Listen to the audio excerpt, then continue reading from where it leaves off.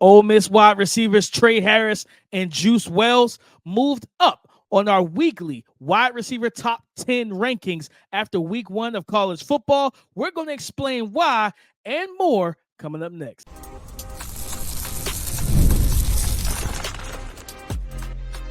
You are Locked On NFL Draft, your daily podcast covering the NFL Draft. Part of the Locked On Podcast Network, your team every day.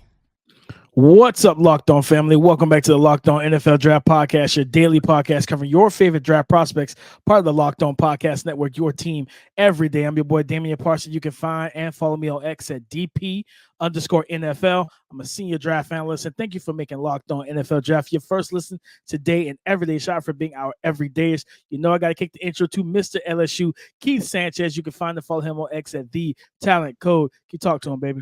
What's up, Locked On family? Let's get locked in. This is Keith Sanchez, 2019 national champion, and the other side to this dynamic duo that we like to call the Locked On NFL Draft Podcast. I want to start this podcast off by saying shout out to our everydayers. Thank you for tapping in with us each and every single day. DP, this is a Playmaker edition, baby. This is a Playmaker episode. We are updating our wide receiver rankings 1 through 10 after week 1, right? We know T-Mac had 300 yards. We're going to tell you why he's definitely in our top 2, and he may not be number 2. And then we're going to wrap this episode up with what? Dame's dudes, right? I get to put DP on the hot seat, ask him, hey, are these guys in the club or are they not in the club? So we're going to have this conversation. This episode is brought to you by PrizePicks, the easiest and most exciting way to play daily fantasy sports. Go to prizepicks.com/LockedOnNFL and use the code all lowercase LockedOnNFL to win $50 instantly when you play $5. You don't even need to win to receive the $50 bonus. PrizePicks, run your game. Keith, we promised the people every week we're going to update the quarterback and wide receiver. Yep. You know what I mean? And Keith, you alluded to it. Tor McMillan. 304 yards, 10 receptions, 30.4 yards per catch, which is an insane number to look at, and then 4 touchdowns. And when you look at, for me, when I went through kind of the list, I was like, all right, how I wanted to move some guys around, and I wanted to do it based off of week 1 performances, stuff like that. And Keith, at number 1, of course, Tor McMillan. And number 2, Travis Hunter. Listen, he plays both sides. We don't know where he's going to line up and declare. But right now, if he declared at wide receiver, he'd be my wide receiver too. He'd probably be your wide receiver too as well, Keith. We talked about it yesterday. Luther Burden. So the top 3 are chalk. I moved Trey Harris onto the list. I was watching some of what he was able to do this past weekend in week 1, albeit it was against Furman. But I like what I saw from him and Antoine Wells, who had like 2 big explosive plays, 2 catches for 70 yards. I think he might have had a touchdown. Isaiah Bond, it's number 6 from Texas. Jimmy Horn Jr., a new face on the list out of Colorado. Emeka Egbuka slid down to the number 8 spot out of Ohio State. Deion Burks from Oklahoma is at 9, and Nick Anderson is at 10. Nick Anderson didn't play. I think they held him out with a little bit of an injury situation. They was like, we don't really need to risk you right now. We got more bigger fish to fry later in the season, so I didn't mind them sitting them out. But I left those 2 guys, to round out the top 10, Keith. And I think for me, the battle at Ole Miss for who's actually wide receiver 1 throughout the season is going to be really interesting between Trey Harris and Antoine Wells. Of course, the natural connection between Trey Harris and Jackson Dart is going to be there. Like, that was his top receiver last year, right? Yep. But we talked about it. Like, I know Ole Miss fans were wondering, how did Antoine Wells make the preseason list but not Trey Harris? Well, the reason why is because from a NFL draft standpoint and skill set, we view Antoine Wells as the better, more explosive, and more dynamic prospect. And where I look at, when I was watching Trey Harris, I saw a physical guy, has NFL like body type. He's like, let's say 6'3", I think 210, 15 pounds, somewhere in there. I think he caught either a slant or a post route, and he like stiff arm the corner into the ground and then just waltzed in for a touchdown. Did a little too small celebration that we see everybody in the NBA do and everything like that. So like the physicality and the strength is there. I think he projects as more of a possession receiver at the next level, right? First and second level more than a deep, third level receiver. But I just have a feeling that once Jackson Dart gets that connection and rhythm going with Antoine Wells, I think he's going to leapfrog him in the pecking order in terms of who gets the most targets, because this is the type of guy that you got to get the ball to. Yeah, I agree 100%, DP. And I mean, that was reflective in my grades, right? When we did our grading, right? I had Trey Harris as I think a early fourth, late third, and I had Juice Wells based off of what he did at South Carolina as a second round, potentially a second round guy, right? Just based off of athletic profile, and like you said, DP, it's going to show when they get in those high level SEC matchups, right? When they have to go against those talented corners that are going to play man. I think Juice Wells is going to be the guy that they're going to tap in to do some things with, right? And not only that, he's creative. He's a guy that at South Carolina, they lined him up in the backfield. He did orbit motion. He did jet sweep motion, right? So Lane Kiffin is going to find some creative things to do with him. And I just imagine with Quinshon Judkins, obviously he's at Ohio State now, right? A large part of their offense. He's going to get some manufactured touches and manufactured carries, right? Even though he plays wide receiver, I can see him lining up at running back and them doing different things mismatch wise. You've seen in a Boston College matchup against Florida State how they continue to run the wheel route, right? Out of the backfield for the running back. I think you can bank on the same thing for Juice Wells at some point. So I'm with you. You just, like you said, everybody was like, hey, where's Trey Harris and things like that. I just think that you look at the athletic profile, and then that's why it came in like that. And I know that I had that separation when I graded them, because I was looking at Juice Wells, even though he didn't play last year, the previous 2 years, I believe he was like a back-to-back, almost 1,000 or over 1,000-yard wide receiver. So it was just 1 year that he was injured, right? And you're talking about playing with Xavier Legette, and he was still slated as the wide receiver one. Which you look at that South Carolina wide receiver core, you're talking about, man, if it was Spencer Rattler, Xavier Legette, and Juice Wells, good luck, right? And the freaky freshman, they got the Nick Harbor kid who's like a 10. Oh, yeah. Like the like 10, 11 in the 100 or something crazy like that, crazy. like 6'5". Like if you could have got him going, you know what I mean? It's just like, well, you need protection. So that just didn't happen up front for South Carolina. But like, I think it's going to be an interesting just thing to watch, right? Because I'm hoping that Jackson Dart gets the ball more. Like you said, once we get in the SEC play where the games are truly like what's going, like that game against Furman, you're going to walk out there with the W. Right? I think they put up like 70 points or something like that. Like, that's what's going to happen. But I'm going to pull up their schedule real quick for Ole Miss, because I want to see when they actually enter SEC play, because that game was all right. That was a cakewalk, right? So it's like, that's our tune-up. So then they got Middle Tennessee this week, right? Another tune-up. Then you got Wake Forest. You go on the road to Wake Forest. You got another tune-up with Georgia Southern. Then you get into September 28th. It was like week 4, week 5, Kentucky, your first SEC game. Then you go to South Carolina. You go to LSU. You play Oklahoma. You go to Arkansas. You play Georgia the following week. Then you go to Florida, who, we saw what happened with Miami. So you might light them up too. Who knows? And then you finish off with, I think, Mississippi State. So yes, like that Georgia game, is going to be the one. But I wouldn't be surprised if Oklahoma and that secondary could give our guy Billy Bowman back there. Yep. Like they could give them some trouble. You know what I mean? Brent Venables being a mastermind defensive coordinator. So like that situation, like I said, we having Trey Harris at 4 and 5 and Antoine Wells at 5, I could absolutely see that reversing and flipping over to where Antoine Wells, and Keith, you tell me this real quick before we even get ready to transition. Does Antoine Wells, skill-wise, everything, what you saw on tape, if he puts it together this year, gets the targets, everything like that, could he be a first-round pick and be that because could he be the wide receiver 4, a fourth wide receiver in the first round? Yeah, DP, my big prediction, right, is that I think this whole wide receiver situation is going to be shaken up, to be honest with you.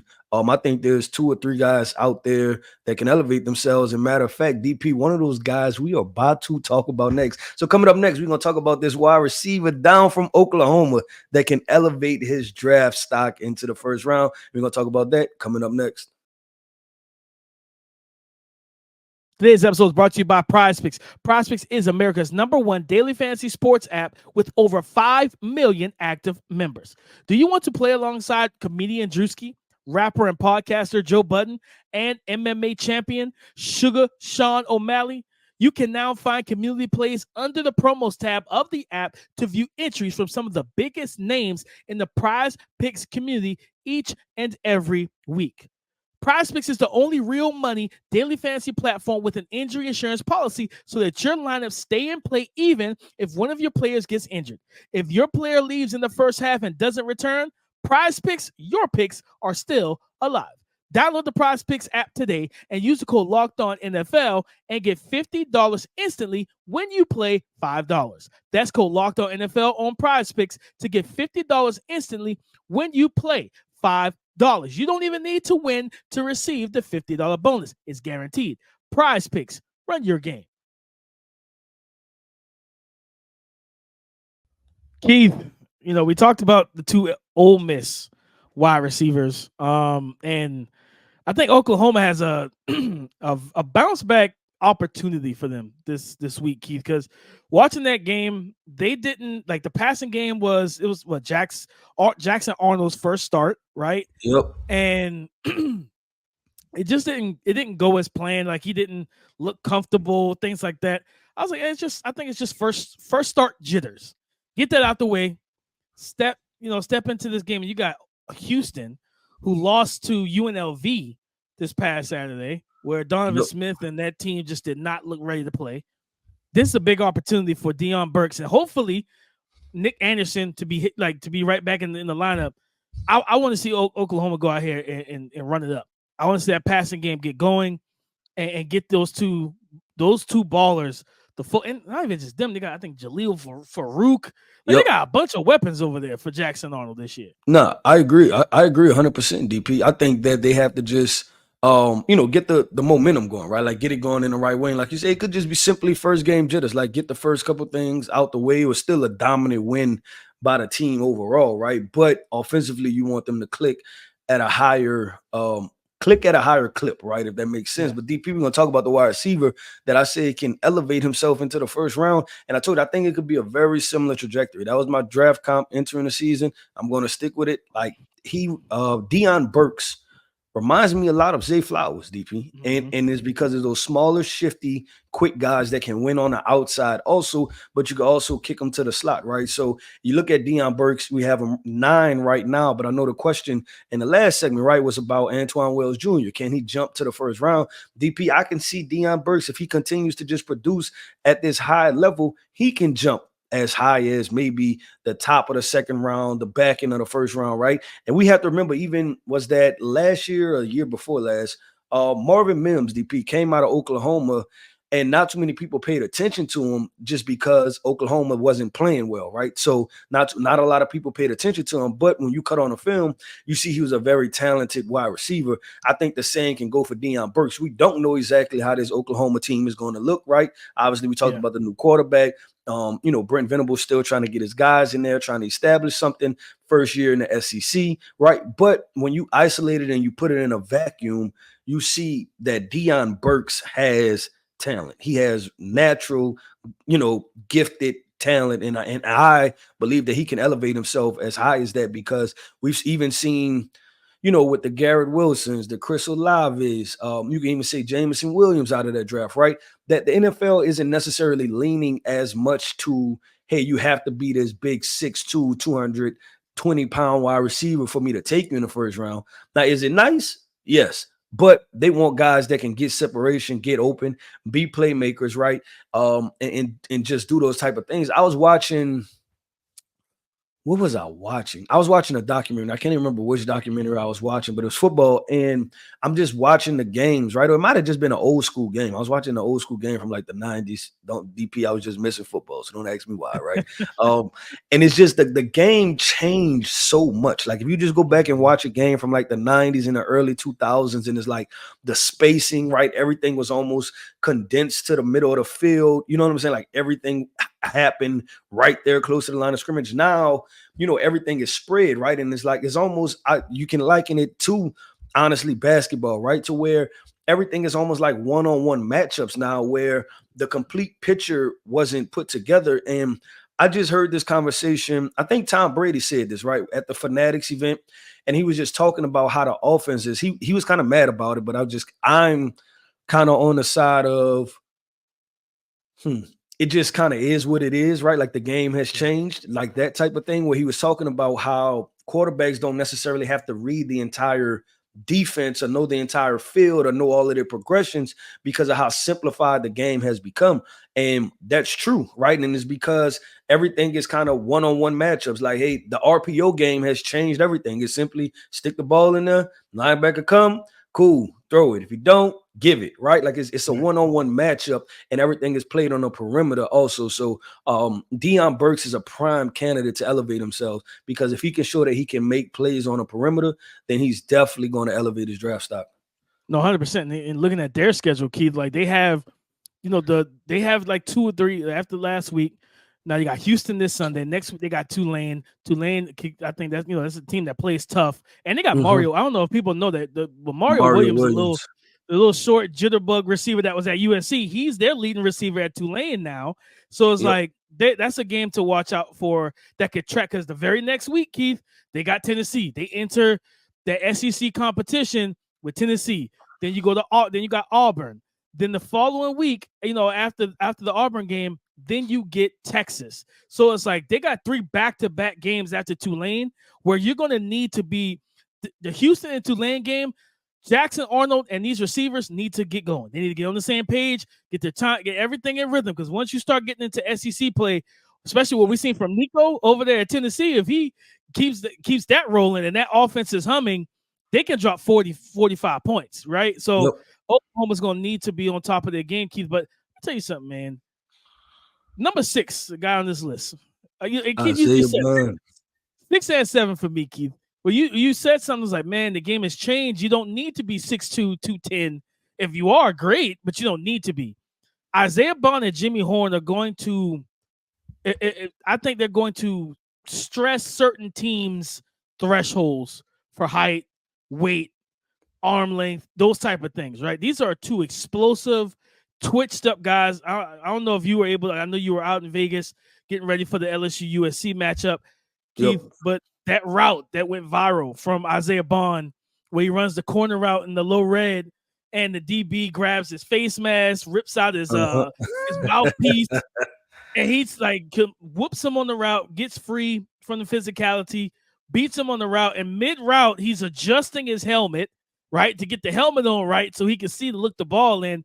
And I'm just like, man, like with Quinn Ewers and Isaiah, I think Isaiah Bond can step into that Xavier Worthy role for this offense. And if they put him in that role, man, I think he's got a real shot. We saw Xavier Worthy go a top 28 somewhere in there because Kansas City moved up to get him or whatever.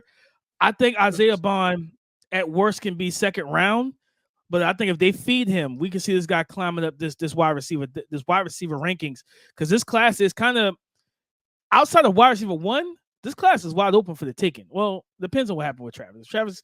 The class is wide receiver 1 and 2 are solidified. 1, 2, and maybe 3.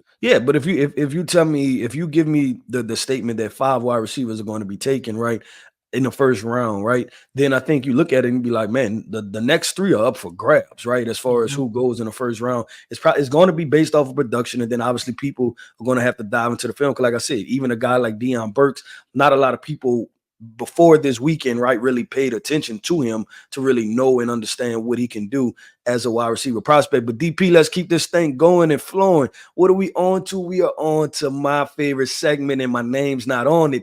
Dames Dudes. Yes, I put DP on a hot seat. Ask him, are these guys going to get into the club, right? And I'm going to give you a little sneak peek. We have quite a few quarterbacks on this list. So DP is rejecting the signal callers this week. So coming up next, man, we're going to talk about Dames Dudes. When you're hiring for your small business, you want to find quality professionals that are right for the role. That's why you have to check out LinkedIn Jobs. LinkedIn Jobs has the tools to help you find the right professionals for your team faster and for free. LinkedIn isn't just a job board. LinkedIn helps you hire professionals you can't find anywhere else. even those who aren't actively looking or searching for a new job but might be open to the perfect role. In a given month, over 70% of LinkedIn users don't visit other leading job sites. So if you're not looking on LinkedIn, you're looking in the wrong place. On LinkedIn, 86% of small businesses get a qualified candidate within 24 hours. Hire professionals like a professional on LinkedIn. LinkedIn knows that small businesses are wearing so many hats and might not have the time or resources to hire. So post your job for free at linkedin.com/lockedonnfl. That's linkedin.com/lockedonnfl to post your job for free. Terms and conditions apply. Thank you for making Locked On NFL Draft your first listen today and every day. Shout for being our every dayers. Guys, you know what time it is. Time for me to get in the hot seat. Have Keith go ahead and grill me about 5 prospects to see who gets in the club after their performances from week 1. Keith, let's get it going. Well, DP, let's get it rolling, man. And this is a name that's going to be near and dear to our heart, DP. But we have Mr. DJU. Is he in club Dames dudes or not? Keith, no. I hate it. I hate it. He was on our preseason list and everything, man. But yeah, he's completing 58% of his passes right now. Don't get me wrong. Like, even the game on Monday, there was some multiple drops. So I'm not putting everything on him. He's got like 465 yards passing through 2 games. Even Monday, 50% completion. His first touchdown was thrown. He threw an interception, sacked multiple times. QBR 27.4. And it's the slow starts are killing him right now. He's starting slow. He gets into a rhythm, and you see it mid-game and even late in it, like the week 1 game, Georgia Tech. He drove him down the field. It's like, and I tweeted this out, DJ, can we get this from the start? Can we get you like just ripping it from the get-go, man? And it's like Florida State right now, I think their season, like, it's over. There's no college football playoffs in their future. No, you lose to Georgia Tech and Boston College. Yeah, that committee's gonna look at you like, yeah, we're gonna get you in one of these like low-ranking bowl games. Yeah, the only way they have is if they win the ACC, and they'll have to be. I don't even know what that looks like. Right now, I don't know what it looks like, and then I guess you can't. The way Clemson looks at this moment too, right? You just kind of like, who is going to win the ACC? It could be Georgia Tech or Boston College, right? I hope they don't play each other. Like, that's gonna be. That's going to be a game. I can't. Yeah, they do. They know October 5th. Yep. That's not going to be an offensive game whatsoever. Like, in no way, shape, or form. But yeah, as much as I appreciate DJU, and I still think he's talented, this might have been a bad decision to transfer to Florida State for him. And so yeah, he can't get in the club right now. Not the way he's played. Yep, with DP, it's so hard to say goodbye, man. But we'll see. We'll keep tabs on it and see how that thing go. Hey, but let's go, man. Another 6'5", 240-pound quarterback, Mr. Malik Murphy, the transfer. We seen a glimpse of him at Texas, right? When Quinn Ewers was hurt. And then now he's transferred to Duke. DP, is Malik Murphy in the club or not? After his week 1 performance where they beat Elon 26-3. He was 26 of 40, 291 yards, 65% completion, 2 touchdowns. He had the 1 interception. He looked good. Like, he looked good. He looked like just in control of that offense. The connection between him and their top wide receiver, Jordan Moore, is legitimately there. I think he had over 100 yards. The deep ball was there. Malik Murphy's in the club, Keith, and I'm excited for him because we talk about just off the radar quarterbacks, right? It's the transfer portal. I think you said, it's like, man, it's a lot of work and a lot of research to keep up with where guys are in college football today, because everybody's hitting the portal every offseason.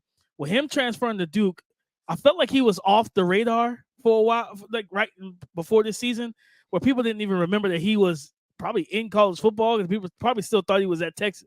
And I think he's got a big-time opportunity in the ACC to help shake some things up. I'm not saying win it, but those playing the role of spoiler for some of these other teams, whereas like you in a big game matchup against Miami or Clemson or Virginia Tech or whoever else, and you're the team that comes out as the victor. I think he's got that. We know what he has physically, Keith, 6'5", 230, athletic.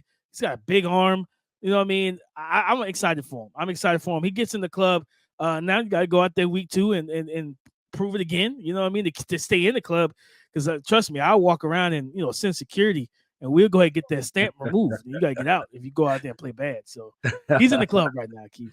Nah, that's what's up. That's what's up. And then listen, I know we talked about who could win the ACC. Forgot our Hurricanes, right? Miami, Cam Ward, balling out, right? Like they look like they could potentially be the best team in the ACC. But DP, let's keep this thing going and flowing to a former Miami Hurricane, right? You see how that ties in?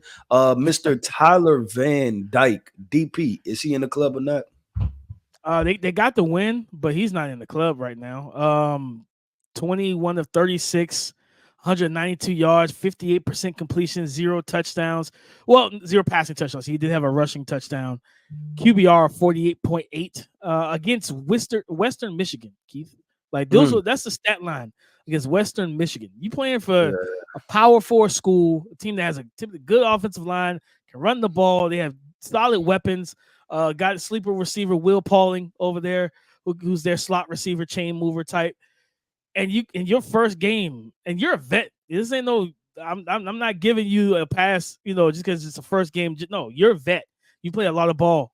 Tyler Van Dyke, TVD. I was hopeful, especially going into an air raid offense with Luke Fickell. I believe is the head coach over there at Wisconsin right now. Like that's an air raid offense. You're supposed to be able to air it out and get the ball and down the field and create explosive plays when they're there. Did not see that. Did not like the process. Didn't like the result. Either. So he can't get in the club. He's got to get out of line. Yeah, DP, and it's just unfortunate because what you're starting to see too is with these transfers, you're starting to like it can be a great situation. It's volatile, right? Meaning that it goes both ways. That a guy transferring can, be totally off the radar and then blow up because he put himself in a great situation, or his draft stock can significantly drop because he changed situations and it's not something he's used to, and then it just spirals out of control, right? So I think that's one thing is literally this draft process, and we have a conversation about the transfer portal, but it's literally making it a year by year thing, right? And it's hard to kind of even have any carryover or to expect any things that can transition from one school to the next school, right? And it's making that part very difficult. But DP, let's switch to the defensive side of the football. We're gonna go with Mr. Keon SA, the defensive back from Alabama. Yeah, Keon SA gets in the club, man. In the game where, like, you're playing I think Western Kentucky. Kentucky. Yes, you're playing Western Kentucky. I was about to say Western Michigan again. Western Kentucky. In that game, he came with 2 big interceptions, especially early. TJ Finley and the offense was kind of working their way downfield. They got into the high red zone, and Keon SA just robber coverage, works down, just undercuts the receiver, gets the interception, and a transfer from Michigan that if you're Alabama and the way he played, right, you hate to lose Caleb Downs to Ohio State. But Michigan already had 2 legit safety. Now they wish they still probably had Keon SA with Rod Moore tearing, I think, his Achilles during the spring game, a spring practice early this year. He might have a chance to come back, later on. Keon SA has a chance, Keith, to be one of those money makers for the 2025 NFL draft, right? Because being in the SEC, being the starting safety, no Caleb Downs, you're going to be the guy that's going to be one of the guys relied upon making big plays in this secondary, especially whenever the fact that you think about, hey, when we put up points, make teams have to throw, can you take the ball away? He showcased that ability. So I really like what I saw from him as a first-time starter in this defense, transferring in. Keon SA gets in the club. Yep. All right. I'm with it, DP. Let's wrap this thing up with Michigan edge rusher, DP. Michigan edge rusher, Josiah Stewart. Josiah Stewart. Is he in the club or not? Man, this is a guy that I was excited for to finally be a starter, Keith, and everybody saw why. 5 tackles, 2 sacks. He was like physical, 6'1", 245, another one of those Hassan Reddick type of builds, as we talk about with Jalen Walker. He's in the club, man. Josiah's in the club. There was a play. They tried to run a pull, I think a pin pull maybe with the backside guard lead blocking, and he punished him. Just forearm and shoulder in the chest, stonewalled him. Like he can rush the passer, bend around the edge, but he plays with good leverage, having that kind of low center of gravity with his build. Yeah, Keith, between him, Jalen Walker, I think there might be a couple other edge rushers that aren't the traditional 6'3", 6'4" in this class that just get after it. Yeah, it's going to have to be a conversation about how we look at these edge rushers too. Is like when you have guys that are built like this that can stop the run, that are athletic, but that can absolutely be a missile off the edge on third downs.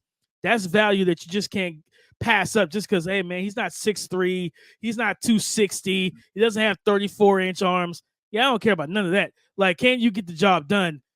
And Josiah Stewart can. So I definitely let him in the club. I think he's due for a big breakout campaign for Michigan. Well, there you have it, DP. You went, what, 1, 2, 3, 4. You're feeling fairly good today, DP. I think you let 4 people in the club, right? No, you let 3. You let 3. Solid 3, right? That's not too bad. You can't let everybody in at the end of the day. But DP, that wraps up another episode, man, of the Locked On NFL Draft Podcast. I want to end this podcast, though, by saying shout out to our everydayers. Thank you for tapping in with us each and every single day. Listen, man, my name is Keith Sanchez, and you can find me on X at The Talent Code. That right there is my guy, my co-host, Mr. Damian Parson. And you can find him on X at DP_NFL. And like we like to say, man, y'all come talk to us because we like to talk back. Go subscribe and follow for free on YouTube. Wherever you listen to podcasts, get the latest episode as soon as it is available. Thank you for making Locked On NFL Draft your first listen today and every day. Shout out for being out every day. Guys, tomorrow's Friday. On tomorrow's episode, we're getting into that Texas at Michigan matchup early. The college football guys blessed us with some good games early in the schedule. Texas at Michigan, big time game. We're going to talk about all the prospects in that game and a couple other games on tomorrow's show. So come and join the conversation again tomorrow on the Locked On Podcast Network, your team every day.